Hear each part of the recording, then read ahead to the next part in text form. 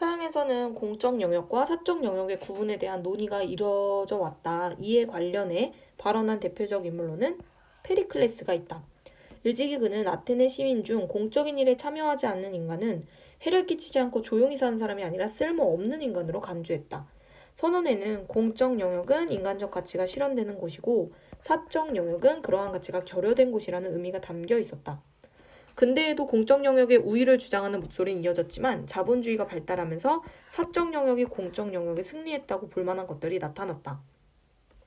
자본주의를 이끌어가는 부르주아들은 개인적 삶과 감정 그리고 주관적인 것에 몰입하면서 사적인 것을 공적인 것보다 우위에 두었다. 이를 사상적으로 뒷받침한 것이 사적 이익 추구를 통한 재산 소유 행위를 정당화하는 소유적 개인주의를 핵심으로 하는 자유주의이다. 자유주의 입장에서는 공적 영역과 사적 영역의 구분에 관한 논의를 본격적으로 시작한 인물로 자유주의의 이론적 기초를 세운 존 로크가 있다. 로크는 모든 인간이 자유롭고 평등한 자연 상태를 원초적 상태로 설정하고 이에 기초하여 사적인 것이 공적인 것보다 더 우위에 있으며 공적이라는 것도 단지 원할 때만 구성될 수 있다고 보았다. 로크는 사적 영역이 자연권을 소유한 개인들이 자기 소유권과 자기 결정권을 행사하면서 자신의 행복과 안전을 추구하는 장이라면 공적 영역은 그것을 더 안전하게 보장받기 위해 개인들의 동의를 통해 인위적으로 구성한 장일 뿐이라고 했다. 따라서 사적 영역은 공적 영역의 토대가 되며 공적 영역의 기능은 개인들의 행복과 안전을 위한 것으로 제한된다. 한마디로 공적 영역은 개인의 행복을 위한 수단일 뿐이다 라고 보는 게 바로 존 로크였어요. 자유주의는 정치나 사회로부터 분리되고 보호받아야 하는 삶의 어떤 영역이 존재한다는 관념을 받아들여내고 그 영역을 정치나 사회와 같은 공적 세계의 반대편에 놓으려고 했다. 존 스튜어트 밀 역시 이러한 관점에서 사적인 행위는 오직 그 당사자에게만 영향을 주는 행위인 반면에 공적인 행위는 다른 사람들에게도 영향을 주는 행위라고 규정했다. 사적인 행위의 주체인 개인은 자신의 몸이나 정신에 대해서 완전한 주권자로서 자유를 누려야 하는 존재고 사회는 개인의 자유를 억압하는 제도를 총괄하는 개념으로 사회는 오직 다른 사람에게 영향을 주는 행위에 한해서만 자유를 간섭할 수 있다. 하지만 예외도 있다. 개인이 더 높은 능력을 개발하기 위해서 국가의 개입이 필요하다고 보았다.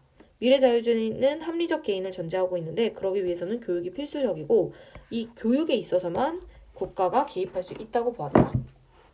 존 듀이는 자유주의적 입장에서 공적 영역과 사적 영역의 구분을 비판한 대표적 인물로 개인주의적 성향을 비판하고 공공성 회복을 주장했다.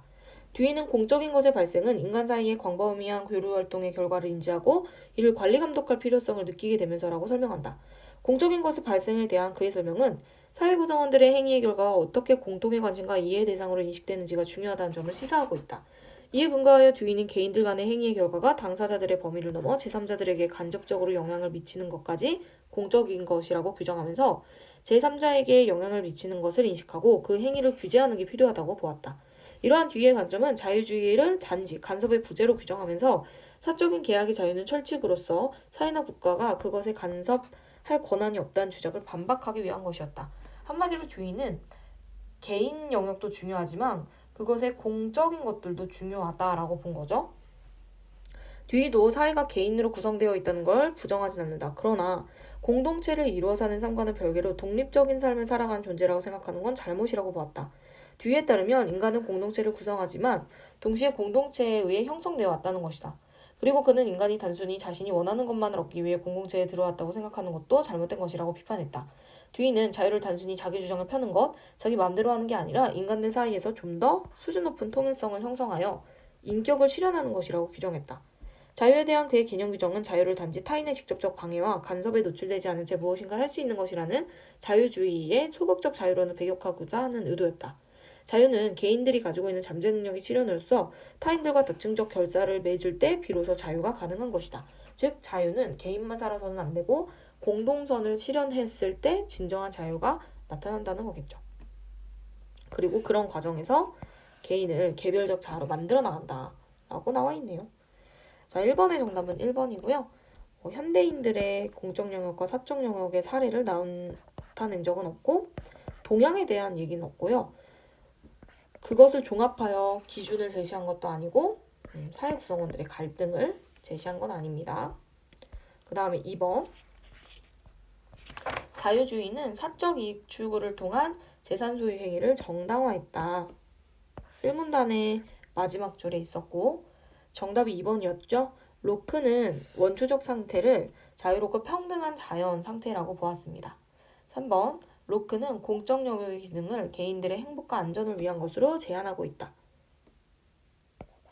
라고 이 문단에 나와 있고요. 듀이는 공동체를 구성하는 존재이자 공동체에 의해 형성되는 존재로 보았다. 네, 5문단에 있었고요. 그 다음 타인들과 다층적으로 결사를 맺을 때 비로소 자유가 가능하다. 그리고 또 그래야지만 잠재력을 실현할 수 있다. 라고 나와 있었네. 그래서 2번의 정답은 2번이고 평등하지 않다고가 틀렸네요. 자, 미래견해였는데요. 정답은 3번입니다. 정치적, 사회적 영역은 공적 영역이에요. 그런데 사적 행위는 이 공적 영역의 반대편에 있다라고 했기 때문에 답이 될 수가 없습니다. 3문단에 다 정답이 있는데요. 네, 여기가 3번 선지의 근거고요. 교육이 필수적이라는 거. 그 다음 개인은 여기 2번 선지에 대한 근거 있고 능력을 개발할 때 국가의 개입이 필요하다고 4번 선지에 대한 근거가 있고 타인의 영향력에 대해서만 간섭할 수 있다고 나와 있습니다. 그래서 정답은 3번이었고 아리스토텔레스는 인간의 활동을 공적 영역인 폴리스와 사적 영역인 가족으로 구분했다. 전자는 시민들이 공동선을 추구하면서 목적을 실현해가는 본질적인 장애인데 비해 후자는 단순히 먹고 사는 것을 해결하기 위한 수단이다. 전자가 동등한 사람들 사이의 자유의 장이라면 후자는 가장을 정점으로 하는 지배와 종속의 장이다. 아리스토텔레스는 폴리스가 가족보다 우선한다고 보았다. 여기서 알 수 있는 거 아리스토텔레스는 공적 영역을 사적 영역보다 중요시 여겼다는 거지.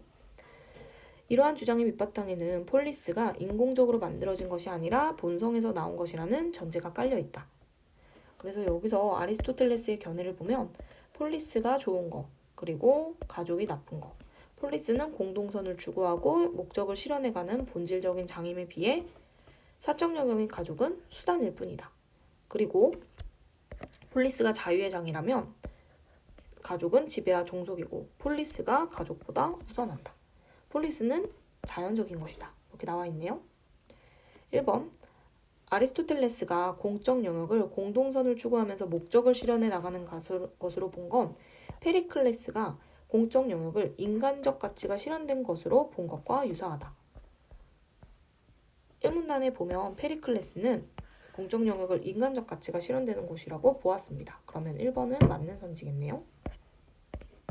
2번 공적 영역을 본질적인 것으로 보고 사적 영역을 수단의 장으로 본 건 자유주의가 사적 영역을 공적 영역보다 우위에 둔 것과는 관점이 상반된다. 네, 아리스토텔레스는 공적 영역을 사적 영역보다 더 중요하다고 보았는데요. 자유주의에서는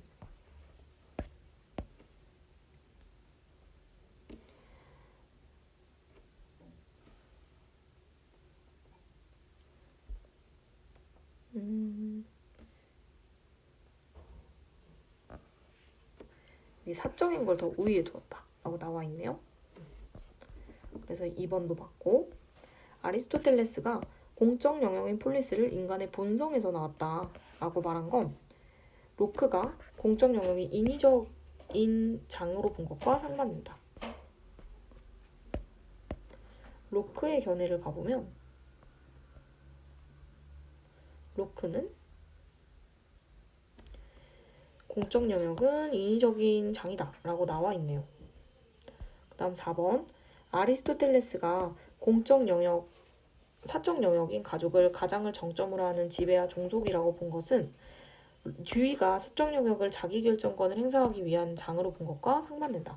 그런데 이 견해는 듀이가 얘기한 게 아니라 로크가 주장한 거예요. 로크에 따르면